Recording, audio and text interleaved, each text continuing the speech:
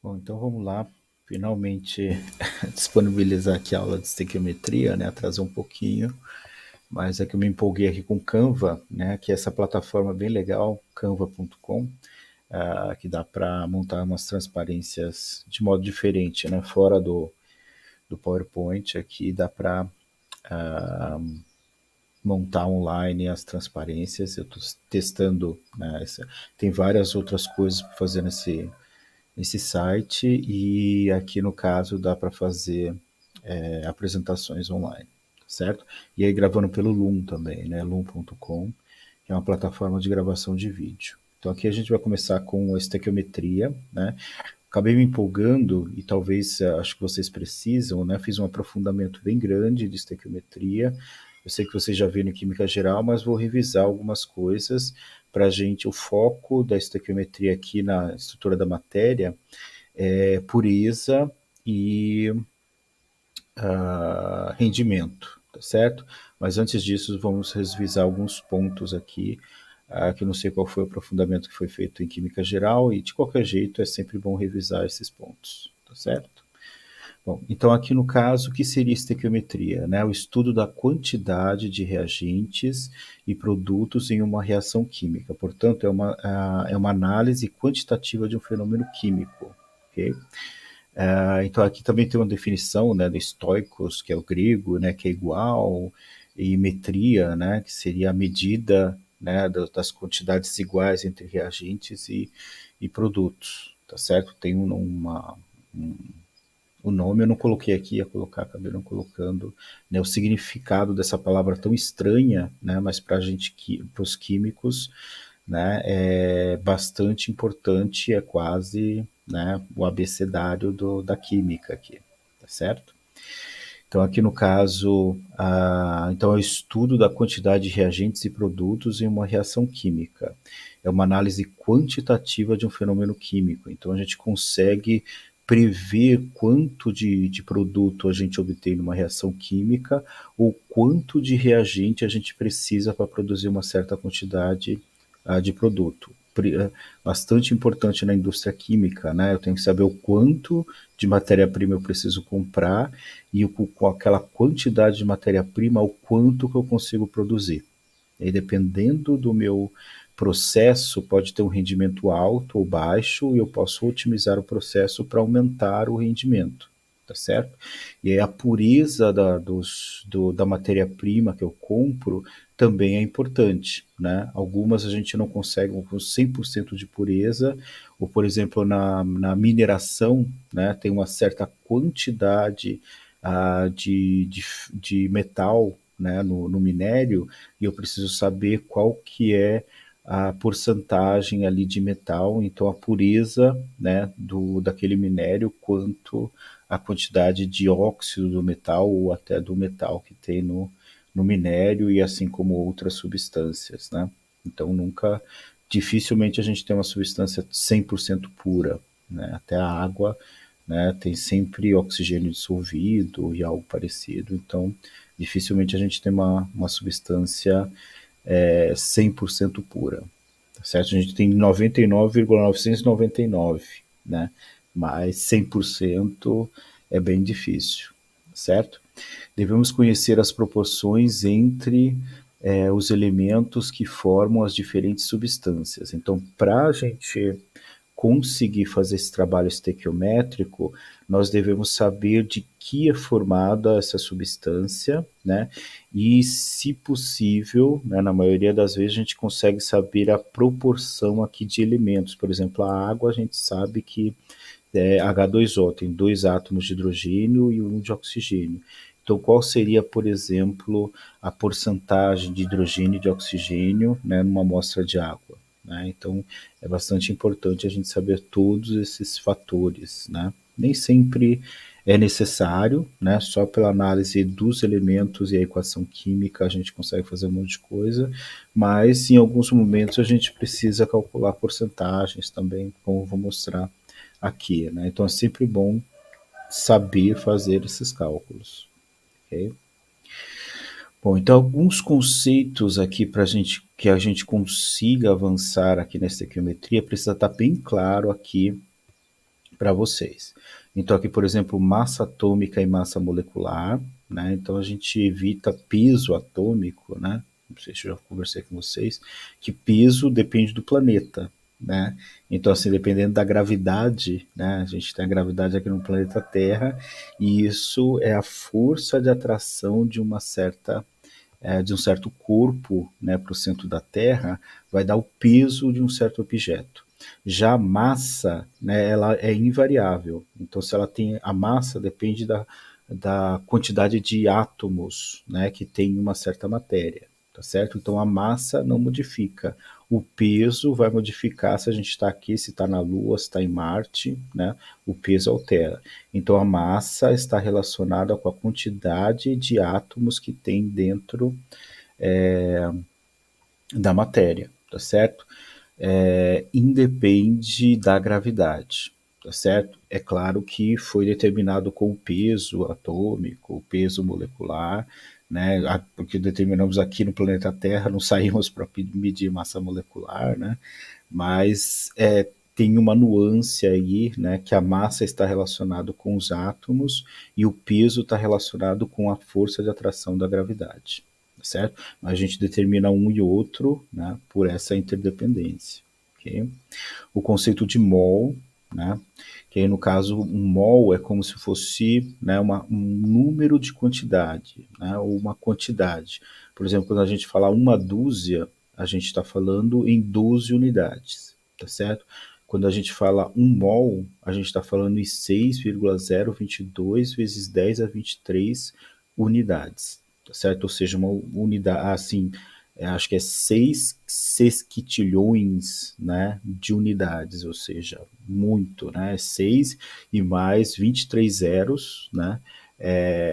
Então é uma quantidade imensa, né? Mas para a gente calcular, transformar massa para átomo, né, quantidade de átomos ou de moléculas, a gente trabalha com essa quantidade absurda, né, que é o mol, certo? E aí, no caso, essa quantidade seria o número de Avogadro. Né? Então, o número de Avogadro, que é 6,022 vezes 10 a 23, né? A massa molar, então aqui no caso, quando a gente tem a massa atômica e a massa molecular, a gente transforma isso para massa molar, ou seja, a massa em gramas de 1 mol de substância, certo? Aí nós temos as fórmulas químicas, como que a gente fez no trabalho anterior, né, da classificação dos compostos inorgânicos, então a gente tem as fórmulas químicas, tem as reações químicas e tem as equações químicas. Então tem umas pequenas nuances, né, a fórmula, né, então a fórmula da água é H2O, né, a fórmula do ácido clorídrico é HCl e assim por diante, né. Uma reação química, a gente observa essa transformação química, né? Então, por exemplo, quando a gente observa a corrosão de um metal, né, o apodrecimento de uma fruta, a gente está observando uma reação química. E aí, algumas reações químicas a gente consegue transformar na linguagem química, que são as equações químicas, tá certo? Então, na equação química, a gente escreve os reagentes, né? Há um processo de transformação e forma o produto, tá certo? Então, a gente consegue transportar as informações das reações químicas em informações aqui na linguagem química, que são as equações químicas. Como que a gente formaliza, né, essa observação em termos químicos, na linguagem química, tá certo? Então aqui eu vou aprofundar um pouquinho cada um desses tópicos e por isso que acabou ficando longo, né, mas eu vou tentar aqui passar rapidamente. De qualquer maneira, tudo isso aqui tem lá no livro do Brown, né, Química Ciência Central, que tem na biblioteca virtual da Pearson, ok? Bom, então aqui no caso da massa atômica, né, nós temos aqui que a massa de um átomo, né, é a massa de um átomo relacionada como número de elétrons, prótons e nêutrons que constituem, né? A gente sabe que a massa do elétron é muito menor do que prótons e nêutrons. Então, basicamente, a massa dos prótons e de nêutrons. a massa de um elétron é quase 2.000 vezes menor do que a massa de um próton e de um nêutron, sendo que a massa de próton e nêutron é bem parecido, né? Em unidades de massa atômica aqui que a gente faz em relação ao carbono, né? A massa de um próton é praticamente igual à massa de um nêutron. Tem uma pequena diferença, né? Mas se aproxima aqui de uma unidade de massa atômica, tá certo? Que a gente aqui geralmente representa por mil, para o U, né? Geralmente é representado pela letra U, certo? De unidade de massa atômica, ou UMA, unidade de massa atômica, tá certo? É a massa exatamente igual à massa de 1/12 da massa de um átomo de carbono 12. Né? Então, que como o carbono 12 é fácil de ser isolado e devido à precisão desse isótopo do carbono, então a massa foi considerada aqui para considerar a massa de todos os átomos, né? Como unidade de massa atômica 1/12 da massa do carbono 12. Né? Então, aqui no caso, se eu pegar a massa do carbono 12, divido por 12, né, tenho 12 unidades de massa atômica, que corresponde a uma média ali da massa de nêutron e de próton, né, ou de um nêutron e de um próton, que se aproxima de 1 ali. Né? Então, uma unidade de massa atômica.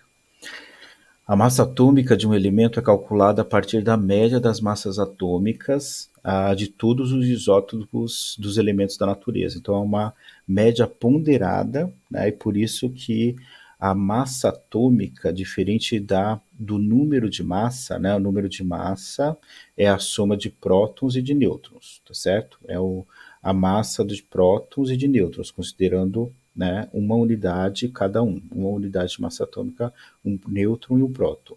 Né?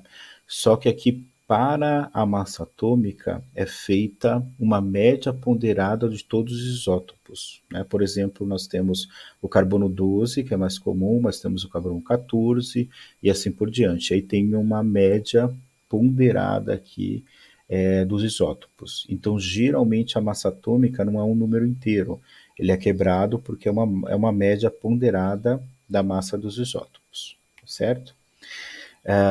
A massa molecular é a soma dos números atômicos total de átomos na molécula. Na molécula, ou como a gente discutiu lá no artigo, né, do composto iônico. Então, por exemplo, NaCl, a gente soma a massa do sódio mais a massa do cloro, e aí a massa do cloro, se vocês pegarem na tabela periódica, é 35,5, né? Porque é quase 50%, o isótopo 35 e o 36, então a média, tem os outros isótopos, mas a maioria é entre esses dois, 35 e 36, e aí a média ponderada, né, dá próximo, se eu não me engano, é 35,465, a gente arredonda para 35,5, tá certo?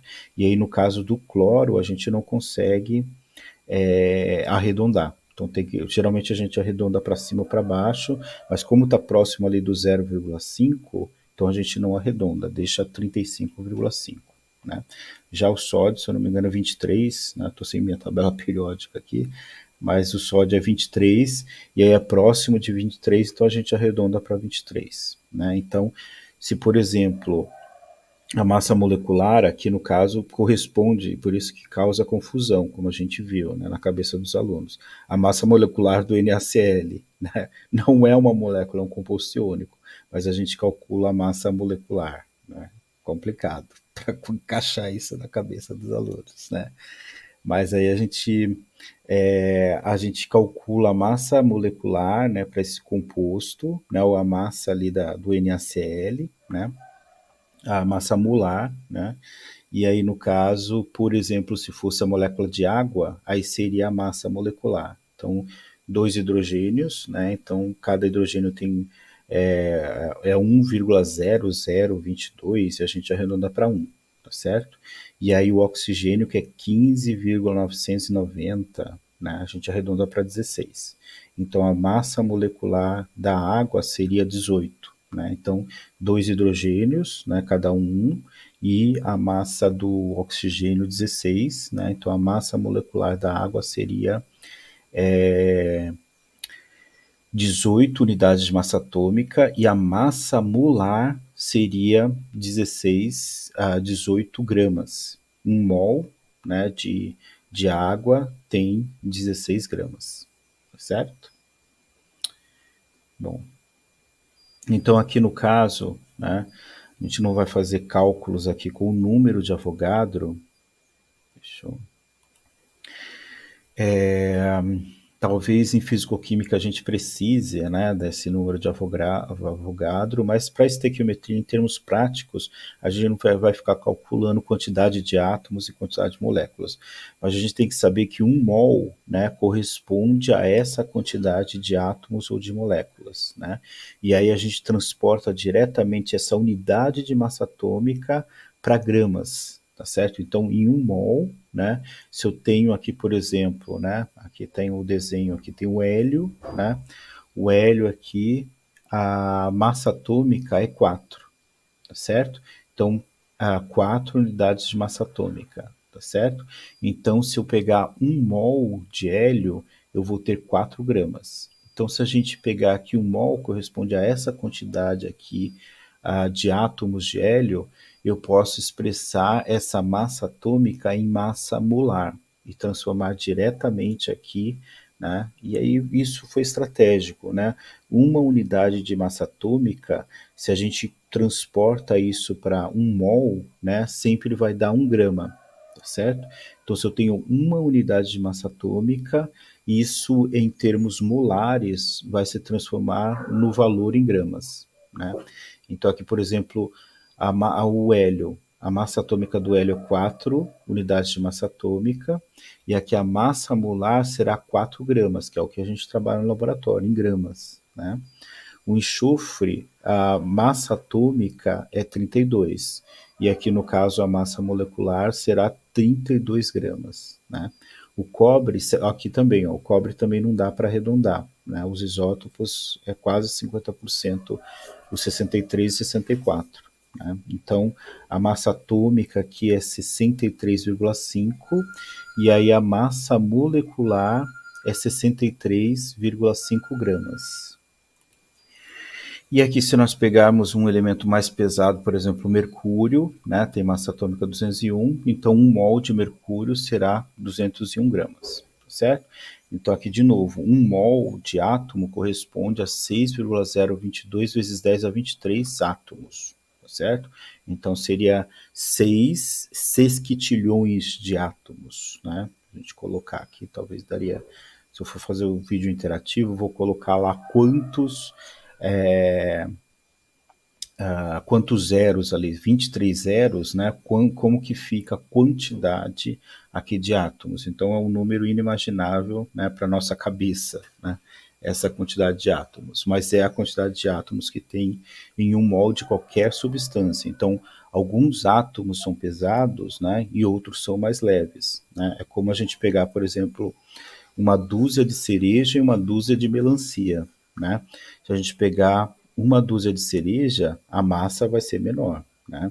Agora, se a gente pega uma dúzia de melancia, a massa vai ser bem maior, tá certo? É a mesma coisa o pensamento com os átomos. Tem átomos que são mais leves e outros mais pesados.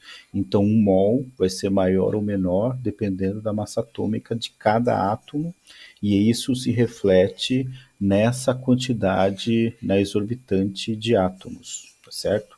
A quantidade resultante. Bom, então aqui no caso mais alguns exemplos, né? Então no caso, como já mostrei, o mercúrio aqui 200,6, né? Carvão está relacionado com carbono aqui, apesar que o carvão é mais impuro, né? Mas teoricamente a massa molecular aqui, a massa atômica, né? Ou a massa molar seria 12 gramas, o enxofre 32,07 e o cobre aqui 63,55, né? E o ferro geralmente a gente usa 56, né? Mas a massa molar média aqui é 55,85, dependendo da fonte, a gente tem dados mais precisos ou menos precisos aqui da massa molar, certo? Então 1 mol aqui corresponde em massa a massa molar, né? Se a gente fosse trabalhar, não vamos adentrar nessa parte aqui, mas em fisicoquímica a gente precisa bastante, né? Seria que um mol de um gás ocupa 22,4 litros por mol na CNTP, né? Então ocupa sempre o mesmo volume, e daí que vem esse termo de mol, né? Que é a hipótese de Avogadro, que um mol, uma certa quantidade de gás sempre ocupa o mesmo volume, né? E por isso ficou na hipótese, né? Porque a gente tem os gases ideais que têm esse volume molar, mas os gases reais geralmente têm força de atração, de repulsão, e dificilmente chega a esse valor. Acho que o que chega mais próximo desse valor é o CO2, né? Para termos práticos, é esse valor. Mas se formos aprofundar mais, né, esse valor é um valor próximo da média, né? Mas assim, a maioria dos gases se desviam dessa idealidade. E dependendo da temperatura e da pressão, aí se desvia mais ainda, né? E aqui no caso, um mol, né, em número de moléculas ou de partículas ou de unidades, seria 6,022 elevado a 23, certo? Bom, na fórmula percentual aqui, por exemplo, se a gente quiser trabalhar com porcentagem de elementos, né, dentro de uma fórmula aqui, né, eu posso pegar, por exemplo, o metano, tá certo? Dentro do metano eu tenho aqui um átomo de carbono e 4 de hidrogênios, tá certo? Aqui a massa de um átomo de carbono é 12 e de 4, essas notificações, tudo atrapalha, né? E 4 hidrogênio que tem massa molar 1, tá certo? Então a somatória aqui das, da massa molar dos átomos é a massa molecular do metano, tá certo? Que dá 16, ok? Então a massa molecular seria CH4, né? E aqui nesse caso, né, 16 gramas, né, corresponde a 100%, né, da massa total, né, dessa substância. E aqui no caso, de 16 gramas, 12 é de carbono. Então, qual seria a porcentagem aqui de carbono no metano? Então, fazendo esse cálculo, a gente chega aqui a 75% de carbono no metano, tá certo? E aqui de 16 gramas, né, eu tenho 4 gramas corresponde ao hidrogênio, tá certo? Então aqui nesse caso, a porcentagem em massa do hidrogênio, né, na substância aqui carbono, seria 25% de hidrogênio, tá certo? Então as proporções aqui seria 75 para 25, né? E essa representação aqui que eu peguei, mas não é muito legal a gente colocar desse modo, né? Aqui geralmente a gente representa sim o número de átomos da substância e não em termos de massa, né? Mas aqui no caso, para o metano, 75% em massa é de carbono e 25% de hidrogênio. Isso aqui pode causar aquelas que a gente discutiu no artigo, né, sobre obstáculos epistemológicos, né, ou seja, coisas que podem confundir a cabeça dos alunos. Mas eu peguei essa representação aqui, né, de uma explicação e só essa parte que eu devia ter retirado, né? Essa representação aqui a gente não faz. Okay? Bom, então aqui no caso a fórmula mínima ou empírica, isso aqui também é trabalhado lá no Brown, né, o Química Ciência Central, livro na biblioteca virtual. E aqui no caso, como que a gente chegaria à fórmula mínima empírica? Pegando aqui, por exemplo, esse caso do metano, né? Então aqui nesse caso, ó, primeiro passo, para a gente, a partir das porcentagens, a gente consegue experimentalmente determinar as porcentagens de cada elemento numa substância. E aí como que a gente chegaria à fórmula química, ou à fórmula mínima ou empírica, tá certo? Ou seja, qual que é a menor relação entre átomos, né, com números inteiros, tá certo? Então, quando se trabalha com porcentagem em massa, considerar a amostra de 100 gramas, né? Então, se a gente extrapolar para 100 gramas, qual que é a porcentagem? Isso vem o nome, né? 50% é 50 para cada 100 gramas, por cento de substância, tá certo? E aí que vem o nome porcento, é por 100, ok? Então, o que permite que as porcentagens em massa correspondam à massa em gramas de cada elemento. Então, aqui, por exemplo, 100 gramas de amostra, eu vou ter 75% em massa de carbono e 25% em massa de hidrogênio. Isso significa que eu tenho 75 gramas de carbono por 100 gramas ou por cento de amostra, tá certo? E 25% em massa de hidrogênio, eu tenho 25 gramas por cento de amostra, ou por 100 gramas de amostra, ok? Então, aqui no segundo passo, o que a gente vai fazer? A partir dessas quantidades em massa e conhecendo as massas atômicas dos elementos, pode-se determinar o número de mol de átomos de cada elemento. Então, aqui eu tenho 75 gramas de carbono e 25 gramas de hidrogênio, em 100 gramas, tá certo? Eu sei que a massa atômica do carbono é 12, e aqui no caso a massa molar será 12 gramas, né, por mol, e a massa atômica do hidrogênio é 1, então a massa molar de cada hidrogênio será 1 grama por mol, né? E aí eu faço o número de mol de átomos, né? Seria a massa dividido pela massa molar, certo? Seria aquele clássico N igual a M sobre M maiúsculo, ou MM, que é a massa molar, ok? Bom, então aqui calculando a quantidade de mols, a gente chega que 75 gramas eu tenho 6,25 mol de átomos de carbono e 25 gramas de hidrogênio eu tenho 25 mol de átomos de hidrogênio, certo? Se eu dividir aqui, né, aqui pela quantidade maior aqui de mols, então aqui, por exemplo, eu tenho 6, aqui terceiro passo, né, após determinar a proporção entre o número de mols de átomo, deve se transformar na menor proporção possível dos números inteiros. Isso é feito dividindo-se os valores em número de mol pelo menor deles. Então aqui eu tenho 25 mol de hidrogênio, 6,25 mol de átomos de carbono.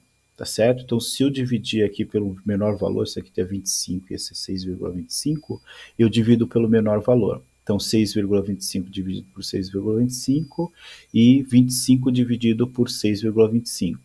Esse valor vai dar 1 e esse aqui vai dar 4. Então, significa que a proporção aqui de carbono e hidrogênio vai ser 1 para 4. Tá certo? Para cada 1 mol de carbono, eu tenho 4 mols de hidrogênio. Então, se é C1H4, o 1 eu não represento na fórmula, né? Então, a fórmula química será aqui, ou a fórmula mínima, né? A proporção mínima entre esses átomos será CH4, tá certo? Para termos inorgânicos, geralmente a gente chega à fórmula química por essa fórmula mínima, né? Empírica, tá certo? Ou seja, empírica de experimental, que eu determino a porcentagem, eu faço uma análise, né, uma análise quantitativa desses elementos e consigo determinar a porcentagem desses elementos numa amostra. E aí, no caso, por isso que é uma fórmula por meio de dados experimentais. E aí, por meio desses dados experimentais, eu determino a fórmula empírica e a fórmula mínima seria a proporção mínima entre esses átomos, certo? E aí, nesse caso, seria, por exemplo, CH4. Para moléculas orgânicas, por exemplo, poderia ser que essa substância seria o C2H8, né? Então, vai depender aqui de outras análises para moléculas orgânicas. Para as inorgânicas, geralmente, por essa fórmula mínima, a gente geralmente chega à fórmula química, né, que é a fórmula correta. Já para a orgânica, vai depender também de espectro de massa e outros dados para a gente determinar, porque as moléculas orgânicas são mais complexas, são cadeias de carbono, tá certo? Mas é uma boa forma de a gente chegar a uma fórmula química por meio dessa fórmula empírica e fórmula mínima, ou fórmula mínima, né? Por meio de dados experimentais, a gente chega às proporções mínimas entre os átomos. Ok? Bom, então a fórmula molecular, né, nós temos aqui, então, por exemplo, para substâncias orgânicas, né, para a fórmula molecular, às vezes não corresponde à fórmula mínima, então a gente precisa chegar à fórmula molecular, né, e aqui geralmente relacionado com as moléculas orgânicas. Então, relacionando as porcentagens e massa com a massa molecular, né, por exemplo, a vitamina C tem a massa molecular 176, tá certo? Então aqui eu tenho 100 gramas da amostra, eu sei que as porcentagens, né, são 40,9, 4,20, 55 e 54,6 para carbono, hidrogênio e oxigênio, tá certo? E aqui no caso, a massa molecular aqui, então eu tenho um dado adicional, eu tenho as porcentagens e por um outro experimento eu determinei a massa molecular também, né? Eu tenho um espectro de massa, por exemplo, é o equipamento que eu consigo medir a massa molar das substâncias. Então eu tenho agora já 2 dados experimentais para eu chegar à fórmula molecular correta. Aquela anterior é a fórmula mínima, que pode corresponder ou não, geralmente para moléculas orgânicas não corresponde, eu preciso dessa informação adicional, que seria a massa molecular, tá certo? Então aqui eu sei que a minha substância aqui é formada por carbono, hidrogênio e oxigênio. Então eu vou chamar aqui, né, a quantidade, as expressões aqui, os termos relacionados com carbono X. Então eu tenho X carbonos na molécula, Y hidrogênios na molécula e Z oxigênios na molécula, tá certo? Então eu vou chamar aqui, né, de 12x, que seria 12x aqui seria 12 vezes, ou seja, se eu tenho um carbono, seria 12 vezes 1. Se eu tenho 2 carbonos, seria 12 vezes 2. Né? Então, aqui no caso, o X é a quantidade de átomos, né? E se eu for relacionar com mols, né? Então vai ser a massa atômica vezes a quantidade de átomos que eu tenho na molécula, tá certo? Então, aqui no caso, eu sei que a massa molar do carbono é 12, do hidrogênio é 1 e do oxigênio é 16. Então, eu vou chamar aqui 12x mais 1y mais 16z. E isso, a somatória das massas molares aqui, dos átomos, ou as massas atômicas, né? As massas molares aqui de cada átomo, né, ou de cada elemento, né, a somatória vai ser igual à massa molar do composto, ok? E aqui eu sei que as porcentagens, aqui a somatória das porcentagens tem que dar igual a 100, ok? Então, nesse caso aqui, ó, eu tenho 176 corresponde a 100%. Aqui no caso, 40,9, apareceu na tardinha, vamos ver se ela desaparece. Desapareceu. 40,9 é igual, corresponde a 12x, tá certo? Se eu fizer essas relações, ó, fica fácil de eu determinar o valor de x, y e z.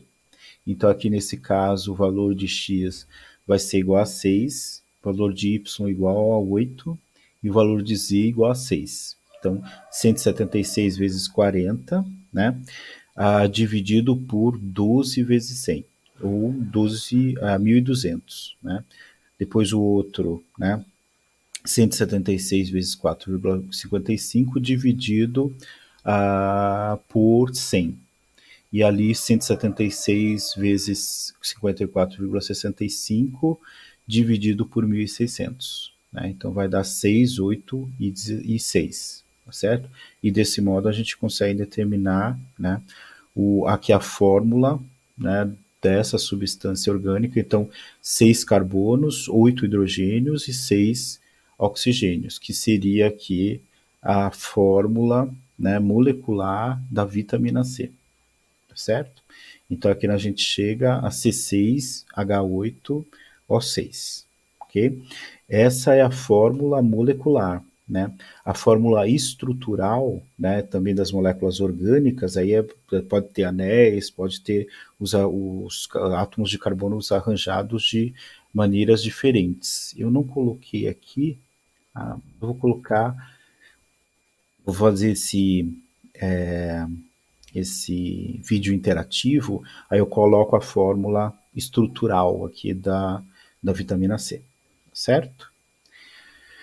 Bom, então aqui nós temos agora a comparação entre reações químicas e equações químicas. Então, as reações químicas está relacionado com termos macroscópicos, o que a gente consegue observar, tá certo? Então, por exemplo, né, a fermentação aqui, né, de um tablete efervescente, o apodrecimento, né, de uma fruta, a queima, né, de uma madeira, né, na fogueira. Aqui no caso, o caramelo, né, fazer caramelo com açúcar, né, a gente consegue observar a mudança de coloração, aquilo está acontecendo alguma reação, provavelmente está acontecendo uma a queima, né, do açúcar, né, e por isso está ficando mais escuro, né. Aqui no caso as fermentações, né, para bebidas fermentadas, né, o queijo, o pão, né, então a fermentação biológica, né, é uma reação química. E aqui os fogos de artifícios, as explosões, né, aí os fogos de artifícios, todas essas são as reações químicas macroscópicas que a gente consegue observar. Algumas, por exemplo, a fruta vai ser bem mais difícil a gente conseguir representar por uma equação química, né?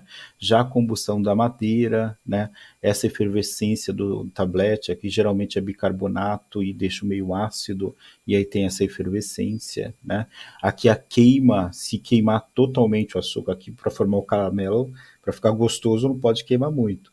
A gente, se for a queima completa, transformar o açúcar em carvão, a gente consegue representar essa transformação química, tá certo?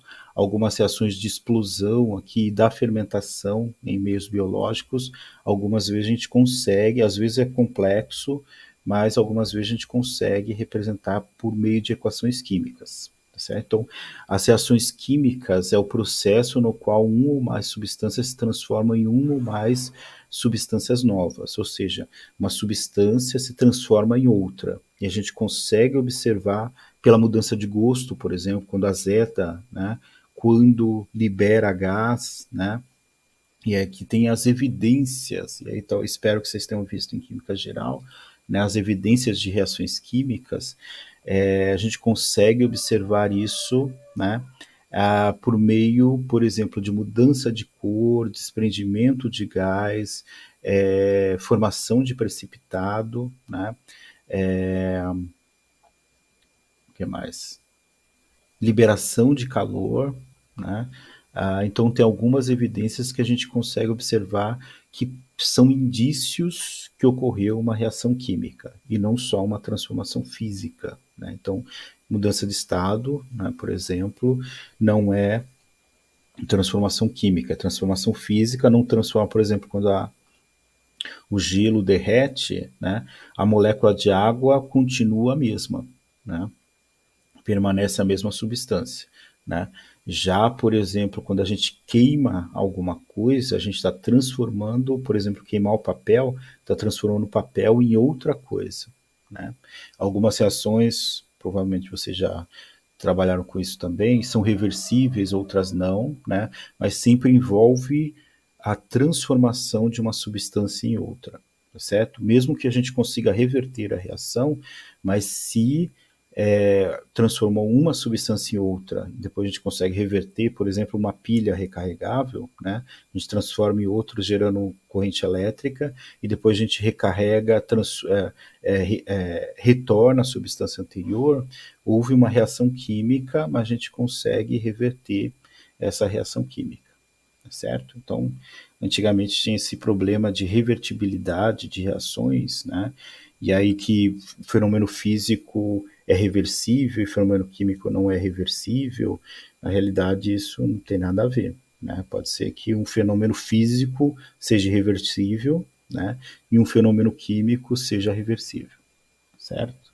Por exemplo, mudança de coloração, né? A gente consegue em algumas reações que têm equilíbrio, a gente reverter as reações. Mas aqui no caso está condicionado a transformar uma substância em outra, ok? Bom, e aqui no caso, nas equações químicas, está mais para o simbólico, ou seja,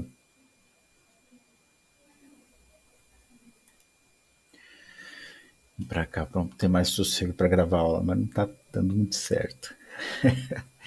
Bom, então aqui no caso as equações químicas está mais para o simbólico, né? Como que a gente transforma aquilo que a gente observou, né, numa linguagem química, tá certo?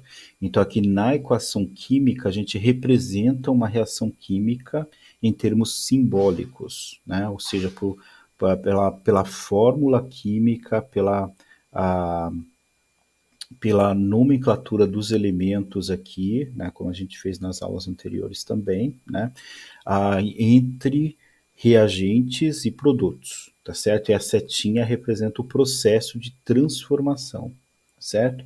Então é a representação gráfica informando os aspectos qualitativos e quantitativos de uma reação química. Ou seja, a gente faz algo mais sofisticado, a gente observa aquela reação química por meio simbólico, né? Então, a gente sabendo qual que é a fórmula daquela substância, né? As fórmulas das substâncias dos reagentes, né? E a gente sabendo o que se transformou os reagentes, que formou os produtos, e a gente consegue, né? É, demonstrar isso por meio de uma equação química, tá certo? Então, a reação química está relacionado com termos mais macroscópicos, né? E aqui a equação química é uma representação simbólica da linguagem química, onde está relacionado reagente e produto, tá certo?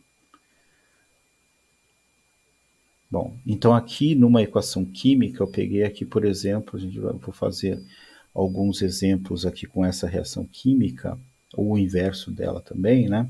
Então aqui, por exemplo, a oxidação do ferro, tá certo? Na formação da ferrugem. Então aqui no caso nós temos o coeficiente, né? Então aqui ó, eu tenho 4 átomos de ferro reage com 3 moléculas de oxigênio, formando aqui duas fórmulas mínimas, né, de óxido de ferro, certo? Seria aqui no caso um composto iônico, né? Então a gente sabe que não é uma molécula, né? Para facilitar, geralmente a gente chama tudo de molécula, mas não é, né? Mas o mais correto seria 4 mols de ferro reage com 3 mols de oxigênio, formando 2 mols de óxido de ferro, certo? Então, aqui no caso, esse coeficiente relaciona a quantidade aqui de moléculas, de átomos, né, ou de composto ah, iônico que está aqui reagindo em termos de mols, tá certo? Então, aqui 3 mols de oxigênio reage com 4 mols de ferro, formando aqui 2 mols de óxido de ferro, certo? Esse 2 aqui embaixo está relacionado com a fórmula química, então no balanceamento a gente só mexe aqui no coeficiente, a gente não pode mexer nesse índice, que esse índice aqui relaciona as proporções mínimas entre os elementos dentro de uma fórmula química, né? Então, por exemplo, se eu tenho H2O, eu não posso transformar aquele H2O em H2O2, né? Senão já não é mais água, já é peróxido de hidrogênio, tá certo? Então, nesse caso aqui, o índice eu não posso mexer porque está relacionado com a fórmula da substância, mas eu posso, numa equação química, alterar aqui os coeficientes para seguir aqui a estequiometria da substância, ou seja, a relação entre reagentes para formar os produtos e pela lei de Lavoisier e de Proust, né, as proporções são constantes. E aqui no caso por Lavoisier, eu sei que a, o número de átomos aqui, né, dos reagentes vai ser igual ao número de átomos dos produtos. E isso confere a mesma massa de ferro. Então, nada se cria, nada se destrói, tudo se transforma. Ou seja, eu não vou perder átomos de ferro. Né? E se eu não perco átomos de ferro e os átomos de ferro têm massas específicas, isso significa que o número de átomos de ferro permanece constante no início e no fim, isso significa que a massa também de ferro permanece constante, certo? Aqui eu tenho 4 átomos de ferro, 4 mols de ferro, e aqui eu tenho 4 mols de ferro também, né?